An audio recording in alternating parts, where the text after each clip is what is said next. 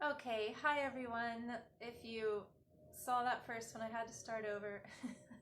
I had to cough and drink some water. So, sleep regressions is the juicy topic for today.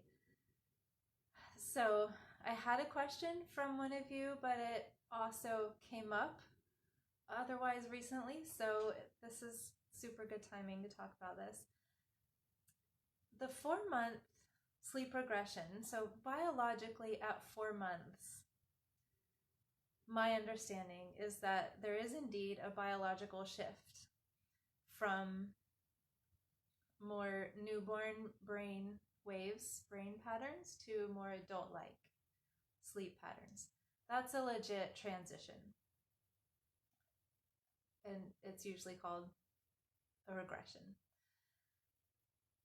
Here's why I think we need to reform the sleep regression movement. I think that the word regression has just become so overused lately. And so at any new stage of development, we can have a recurrence of old habits, so it seems. An old pattern can come back. We see that in motor development. You can see it in yourself. If you have any particular stress pathways, so a new situation or something stressful, what do you do in yourself? I tend to raise my shoulders. Some people breathe more shallowly, or maybe you get a rash flare up or your neck or your back or something, or comfort eating, whatever the stress pattern is. So also let's talk about stress being stress itself. Excuse me one sec. Sorry. Stress itself can be something difficult, like something actually very stressful that we need to try to reduce. Excuse me, guys.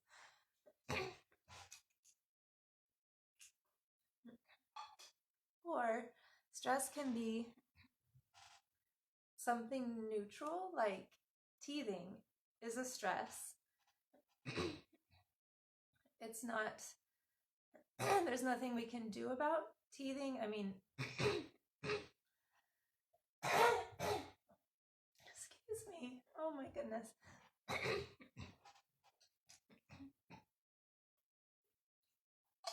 Okay, y'all. Anyone dealing with a tongue tie or breathing issues with yourself or your baby? That's related to what happens to me in the mornings around this. Okay.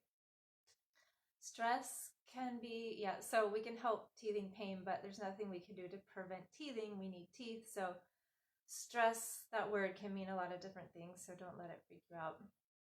But the number one most common reason that we see behind sleep challenges is pent-up big feelings or unprocessed experiences, i.e. stress.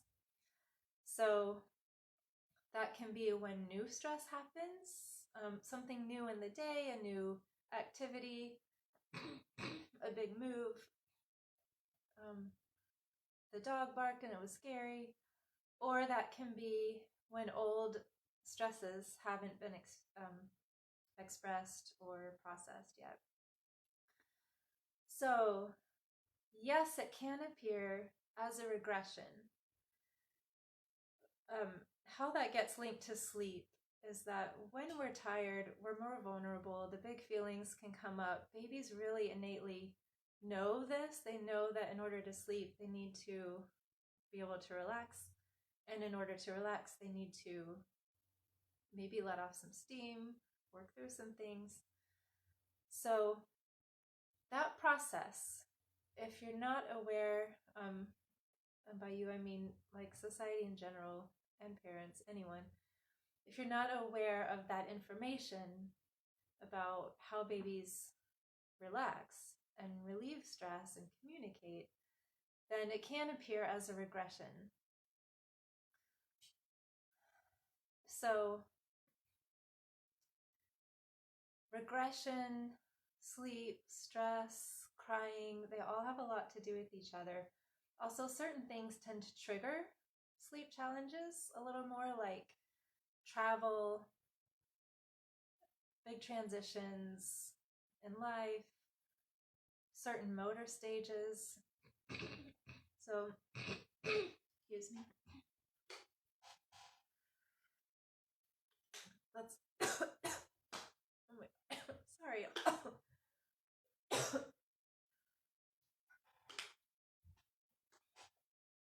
Okay, let me give myself a sec. Okay, so here's a little more why I think the word regression in relation to sleep is super ginormously, extremely unhelpful in many cases. It can be guilt inducing, fear producing, all the things that as moms you don't need more of. So it just like here's why, kind of down to the core of my thoughts behind the word regression and how we use it, how society uses it these days. Regression technically means a return to a former or less developed state, a return to an earlier stage of life, or the means of escaping present anxieties. So understand regression has its place in aware parenting attachment play. We have regression play, meaning your toddler or your child wants to pretend to be a baby. So that is going back literally to an earlier stage and playing through it, but with wisdom and with a purpose. So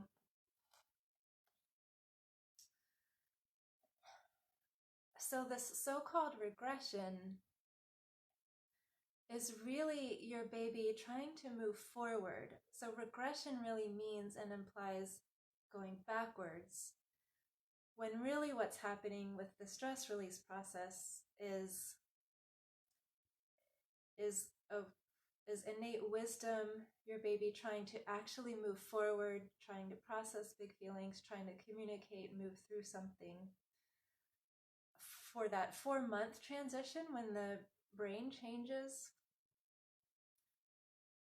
again, it's called a regression, but your baby's brain is moving from a newborn brain state to an adult sleep pattern brain state. That's not moving backwards, it's moving forward. What moving forward often looks like in terms of changing habits, development. If you think of development and how sometimes there is such a thing as developmental frustration, and frustration is often a typical part of how we in life, just in general, make a change, something we're unhappy with, and then when we get frustrated and it urges us to make a change. So that and the big feelings release, some of these things that are often viewed as negative or going backwards are actually us moving forward in wisdom, trying to process something. So this is where it's kind of this double backwards thing. What's usually called a regression, meaning going backwards, I see is usually a gem, and there's something about the child trying to move forwards. So we need to just totally turn this upside down, inside out, like turn the backwards back around forwards, if that makes any sense. And it's a communication system. So the so-called regression is actually really communication. It's your baby's way of telling us there's something up. They probably need to tell us about something or need help processing something or understanding, working something out. Or even if it's something like a food or environmental issue, or there's stress going on somewhere, whatever it is their system is trying to work out. Excuse me again. whatever that is. The regression is often actually the communication process. So it's a big shift of perspective to wrap your head around. But once you do, it will totally turn your world upside down and really give you some insight on what's happening with these challenges when they arise with sleep. And regression, I think sometimes we want a reason for things, and when we don't have an obvious reason, regression is an easy way to call it. But I also think that it just doesn't serve. It often is a really difficult, it just has undertones behind it, including guilt, fear, why won't my child sleep, what am I doing wrong? Not all moms have that, but a lot do. So if that's you, that's not what the regression is about. It's about some deeper wisdom for your child. Okay, now that we've got that sorted out, that information, that perspective shift, how to help smooth out the regressions. So both when they're happening and before they happen, one way to address this is regular old crying in arms, aware parenting approach. When the big feelings come up, allow them to happen. For some situations, that in itself will get you through what feels like a regression or going backwards. Sometimes it's a little deeper or more than that. Sometimes it's birth story they're trying to process. And again, that can seem like, yeah, is that moving backwards? Are they reliving their past stresses, traumas? But in reality, they're still in the moment trying to move forward and process it so they can let go and move forward, or understand and move forward. So it's still all in wisdom and about communicating and working through and carrying forward. There are always nuances to a particular family situation, because sometimes when you get to these deeper layers that babies really are trying to process, that can take some digging into. But my number one suggestion for working through regressions, because it usually involves some crying somewhere in the process, or if you didn't do something to get your child to sleep, they might cry.